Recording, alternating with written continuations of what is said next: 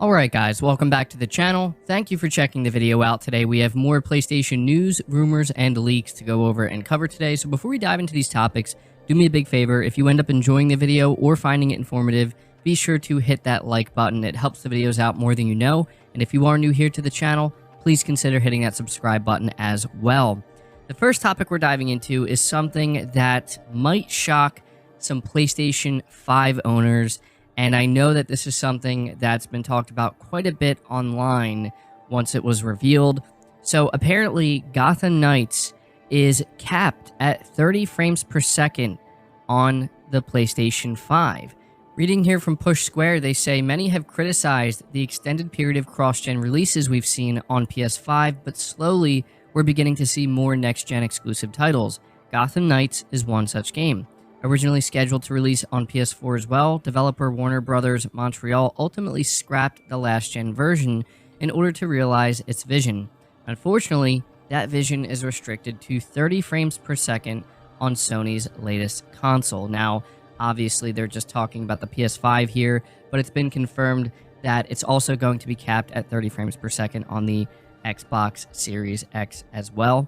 So this was actually revealed by the executive producer on Gotham Knights, and she says in the official Discord, "Hello everyone, I know many of you are wondering about the availability of performance mode for Gotham Knights on consoles. Due to the types of features we have in our game, like providing a fully untethered co-op experience in our highly detailed open world, it's not as straightforward as lowering the resolution and getting a higher FPS. For this reason, our game does not have a performance/quality toggle option and will run at 30 FPS on consoles." Now, the article here concludes by saying, obviously, we are not developers, so can't fully appreciate the challenge involved here, but what we do know is that 60 FPS has become an expected standard on PS5 this generation, and it's actually now rare for it to not be an option. Hopefully, it's something that the developer can look at post-release. And so that's where we are right now with Gotham Knights. Now, here's the thing.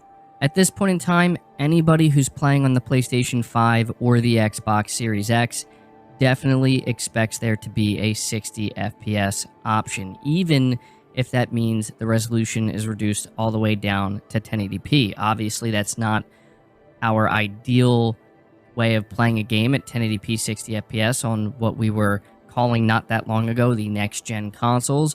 But still, having no option for 60 FPS at all feels kind of unacceptable at this point in time, especially when you look at the fact that there are many other AAA game developers that have released their big titles and offered a 60 FPS option. Even with a game like, for example, Dying Light 2, if I'm not mistaken, that is also an open world game with a lot going on that does feature untethered co-op, and it is a highly detailed world, and they did offer 60 FPS as well. So, yeah, this is something that I think caught a lot of people by surprise, and I've actually seen quite a few people, I don't know if it's true or not, there's no way to know, but quite a few people saying that they are now canceling their pre-orders because they find this unacceptable. And, you know, this is a game that is being priced at $70, and this is a feature that, frankly, I think needs to be there. And it's kind of shocking, I think, for a lot of people to kind of be reading this right now. Like, we are 2 years into the life cycle of these new consoles where 60 FPS is either supposed to be the standard or be an option. And to see this out of a big AAA publisher and developer, yeah, it's not a good look. So at this point, I guess all we can really hope for is that they're going to take the feedback and they're going to begin to work on a patch that they can put out sometime after launch that will allow people to play at 60 FPS, even if it's just for if you're playing solo, right? Like, even if they say, look, due to the technical constraints because of co-op, we just can't do it, fine. But for those who want to play solo, the option should be there in that case at the very least. So let me know what you guys think about that. I'll definitely be interested to see what you have to say. Moving on to the next topic, though, we have more good news for the PlayStation 5 as it's been revealed. It is the 4th fastest selling console ever in the UK, despite stock issues. Reading from Push Square once again, The PS5 has now topped 2 million sales in the UK in just under 2 years of being on the market. This makes it the fourth fastest selling console of all time in the region, topped by only the PS3, PS4, and the Nintendo Wii, with the latter holding the crown. As is always the case with PS5 sales data, you can't help but wonder how well the current-gen console could have done had it not been for the supply issues that have plagued Sony since day one. As recently reported, PS5 stock numbers are really starting to hit their stride, with 2023 pegged as a huge year for the console. In this case, more stock will inevitably mean more sales, as demand has constantly outstripped supply since the PS5's launch in November 2020. Next year's data should make for some very interesting reading as long as Sony is able to maintain current trends. Still, being the fourth fastest selling console ever in the UK is quite an achievement given the circumstances, and for Sony, it'll be a promising indication of what's possible once it has enough stock to go around. So I wanted to mention this here because it's pretty significant, believe it or not. I mean, some people might think, really, fourth fastest selling, is it really that big of a deal? When you consider the three other consoles that are ahead of it, and the fact that the PS5 has been able to achieve this with a severe supply constraint, it is actually very impressive. And as the article points out, you really can't help but wonder, in general, just where the PS5 would be right now if the shortage was never a thing. And the last part of this I want to read to you is, it says, as speculated, the PS5's reasonably hefty price tag seems to have no effect on sales. Dorian Bloch of market research organization GfK sums it up by saying, one thing that is clear, the significantly higher price of the PS5 has not hindered sales, with consumers willing to pay the £105 premium that is shown on the average price of both consoles over this 2 million unit period. PS5 has delivered the highest revenue for any console at 2 million units. So I really need to let that sink in because, again, it is simply hard data that cannot be denied, and it goes to show that internet outrage really doesn't mean anything, and it doesn't tell you anything when it comes to the bigger picture. The reality is no one actually cares about the PlayStation 5 being a premium priced console. All they care about is getting their hands on one and getting some quality games to play on it. So there you go. We'll have to keep an eye on that. Moving to the next topic, though, we have some very good news for PlayStation VR2. The title of this article from Push Square says, PSVR2 manuals are being printed prior to launch. Sony massively cuts weight. So reading here, they say PSVR2's official instruction manuals are being printed ahead of the product's launch next year. The images of the paperwork shared on Twitter include a 2023 copyright notice and some minor details on the specifications. As spotted by virtual reality fanatic Brad Lynch, it looks like Sony has brought down the overall weight of the headset, with the dev kit weighing in at 630 grams and the final product coming in at 560 grams. That's a huge and very welcome reduction.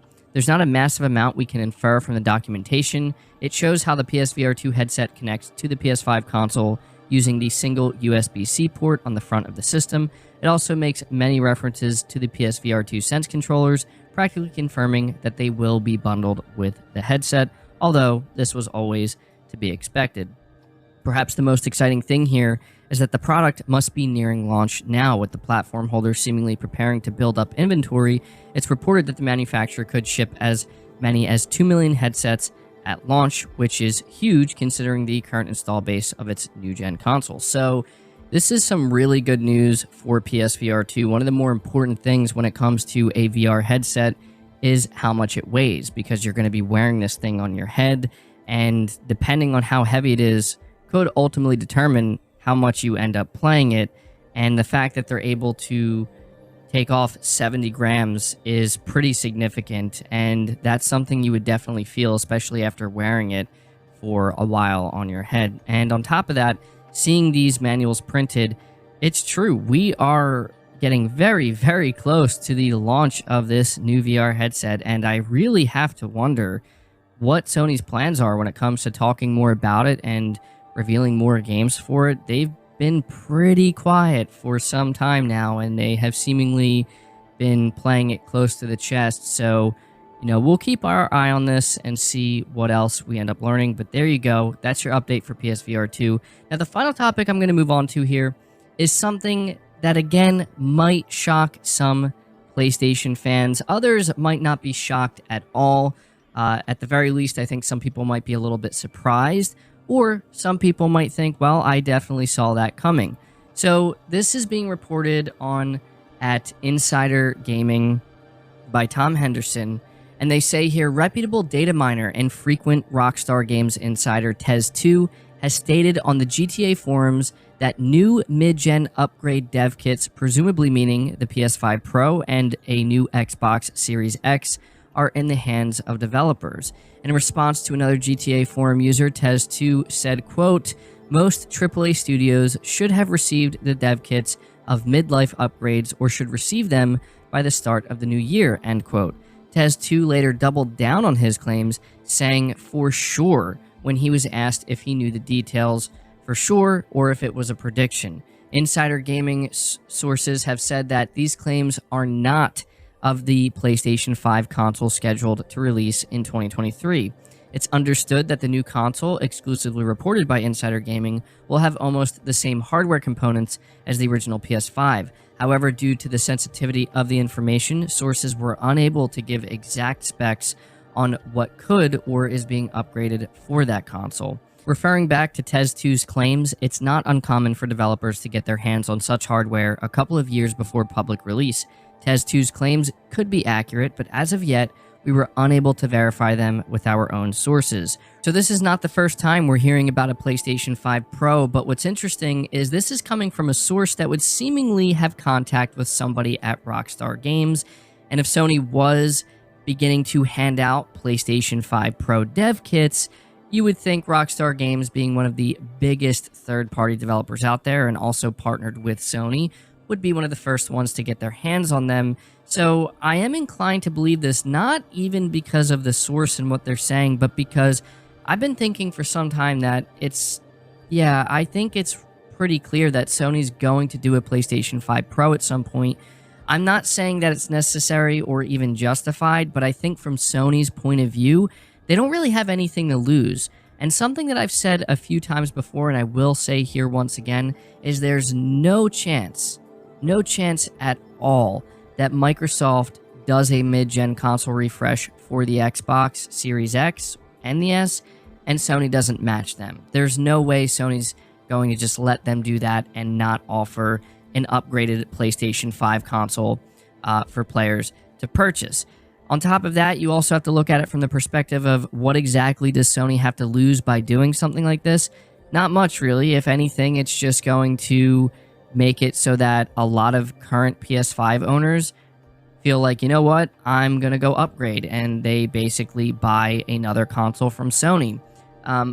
You look at these factors, there's really no reason for Sony not to do it. However, it's completely understandable that many players are automatically going to feel like, why? Why do we need this? We're barely even seeing games right now tap into the power of these consoles and the potential, and it's weird to think that we're not going to maybe see that until there is a PS4 Pro, but that's something we also have to keep in mind. It's not like the PS5 Pro is going to be announced tomorrow and released early next year. It seems like at the earliest a PS5 Pro could launch is 2024. 2023 would certainly be sooner than expected given the circumstances, but yeah, I do believe this rumor, and here's the most important thing I will say about this. If there is truth to this, if there is truth to what Tez2 is saying and what we've heard previously about a PS5 Pro, well, we're definitely going to start to hear more about it in the coming months, and especially going into 2023. At some point, it will pretty much be confirmed by a source that it's happening. So there you go. Let me know what you think about that. That does it for the video, guys. I hope you enjoyed it. I hope you found it informative. Again, if you did, leave it a like. Subscribe if you're new. Hit the bell notification icon. And feel free to share the video out on top of all that. But until next time, guys, take care.